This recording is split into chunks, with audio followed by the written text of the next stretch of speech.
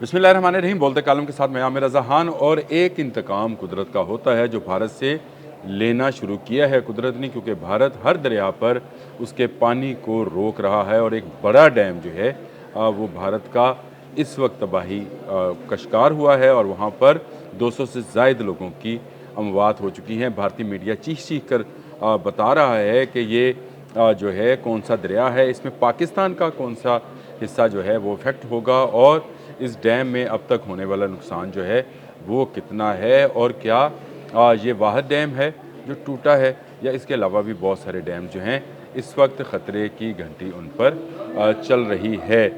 ये है आज के मेरे अभी बोलते कालम का अनुमान, और इसी पर मैं आपसे बात शुरू करता हूँ। भारत का इलाका है हिमाचल प्रदेश, जहाँ पर हर साल शदीद बारिशें होती हैं और ये इन बारिशों की वजह से ही वहाँ की नदियाँ जो हैं, चाहे कोलू नदी है, चाहे मिलाना नदी है, पर्वती रिवर है, और एक दरिया ऐसा है जो वहाँ से पाकिस्तान आया करता था। लेकिन सिंतास माहदे के तहत जब पाकिस्तान ने इस दरिया को भारत के हवाले कर दिया तो भारत ने इसका कम्प्लीटली टोटली पानी रोक लिया, जो कि इस माहदे की भी खिलाफ वर्जी है। याद रखें, दरिया को चलते रहने देना जो है ये भी उस दरिया की और इस दरिया की जो नेचुरल लाइफ है उसको बढ़ाती है। लेकिन ये दरिया ऐसा था जिसको भारत ने कम्प्लीटली अपने कब्ज़े में करने के बाद वहाँ पर जगह जगह डैम बनाने शुरू किए। अब एक के बाद एक डैम जो है वो टूट रहा है, और टूटते क्यों ना कि वहाँ पर पानी इस रफ्तार से बारिशें हुई हैं कि वहाँ पर जिसको क्लाउड बर्स्ट कहते हैं वो हुआ, और उसके बाद ये डैम जिसको कोल्लू डैम कहते हैं, जी बिल्कुल कोल्लू नदी के ऊपर ये बनाया गया है। इससे पहले पिछले साल अगर बात करें तो मिलाना डैम जो था वो बह गया था, और अब कोल्लू डैम, ये run of the river dams हैं, और ये कोल्लू, मिलाना और पर्वती दरिया से मिलते हैं। और इसी पर्वती दरिया ने आगे चलकर दरियाए ब्यास में मिलना होता है। जी पाकिस्तान ने जो 3 दरिया दिए थे उनमें से एक दरिया रावी, सतलुज और ब्यास में इस वक्त पानी की सतह जो है वो आहिस्ता आहिस्ता बुलंद हो रही है, और उसके लिए भारत में तो अलर्ट जारी कर दिया गया है, क्योंकि वहाँ पर कोल्लू डैम के गेट पे साथ बहा कर ले गया है दरिया। ना सिर्फ वो ले गया है बल्कि वहाँ पर लगी सारी मशीनरी भी जो है वो भी साथ बह गई है। ये मैं नहीं कह रहा हूँ, रिपोर्ट है इंडियन चैनल्स की, और उनकी अगर आप रिपोर्ट्स देखें तो उनका ये कहना है कि लास्ट ईयर भी, यानी पूरे 1 साल पहले भी मिलाना के मुकाम पर एक इसी तरह run of the river hydro project था, वो दरिया अपने साथ बहा कर ले गया था। उसकी वीडियो यूट्यूब पर भी मौजूद हैं, आप खुद भी देख सकते हैं, और उसके मुतल्लिक आर्टिकल्स भी मौजूद हैं कि भारत अननेचुरल वे से दरियाओं से पानी लेना चाहता है, और दरियाओं से पानी लेकर उनको रोक लगाकर उससे बिजली बनाना चाहता है। लेकिन जब दरिया अपनी ज़मीन वापस ले रहा होता है तो वो नहीं देखता कि उसकी राह में कोई डैम है, कोई बंद है, कोई दरवाज़ा है।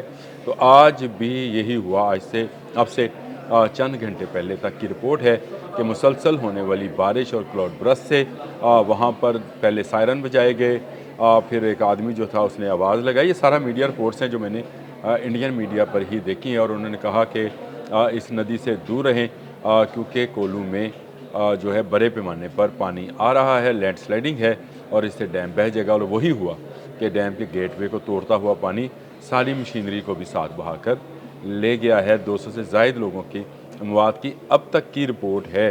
सैकड़ों देहात जो हैं वो ज़ेर आब हैं, और इसी तरह अब अलर्ट जारी किया गया है कि ब्यास रिवर में भी बड़े पैमाने पर पानी जो है वो आ सकता है। यानी वहाँ पर पाकिस्तान तक आते आते तो शायद वो बहुत ही कम पानी रह जाएगा, क्योंकि जगह जगह पर डैम बना चुके हैं। लेकिन ये दूसरा मौका है कि एक ही दरिया के, पर्वती दरिया के 2 नालों मिलाना और अब कोल्लू में, पिछले साल मिलाना में आज से पूरे 12 महीने पहले जो है 1 अगस्त को वो आया था रेला जो मिलाना में डैम को बहा कर ले गया था। और अब कोल्लू में जो हाइड्रो पावर प्रोजेक्ट है उसकी मशीनरी को अपने साथ बहा कर ले गया है। क्या कहा था मोदी ने कि पानी रोकूंगा?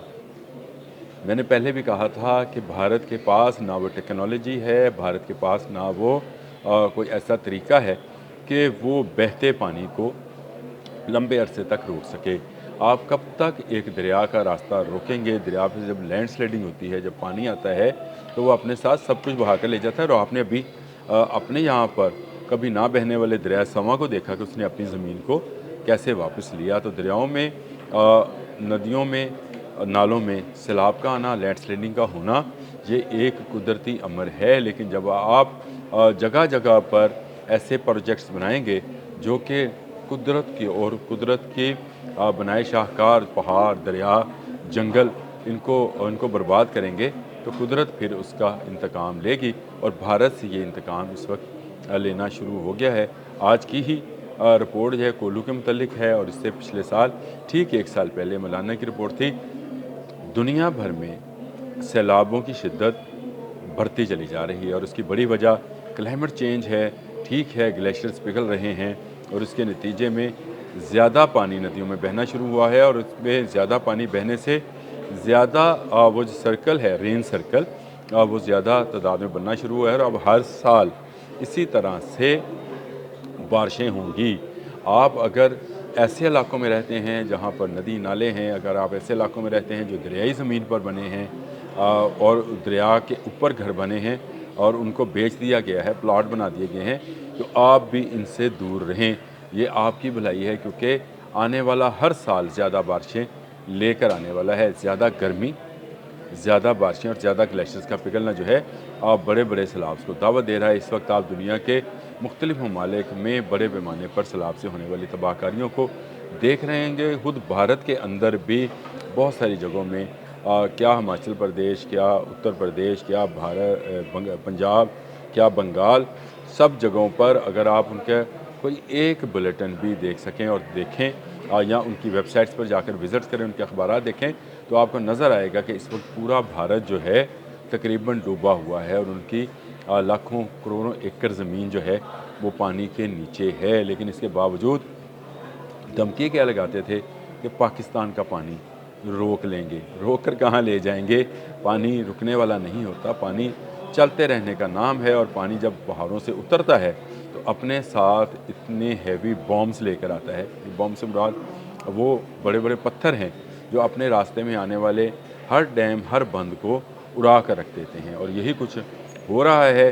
भारत अपनी ज़िद पे अड़ा है कि वो पानी को रोक कर पाकिस्तान को जो है पानी से महरूम करेगा, लेकिन कुदरत उसको ये पानी रोकने नहीं देगी।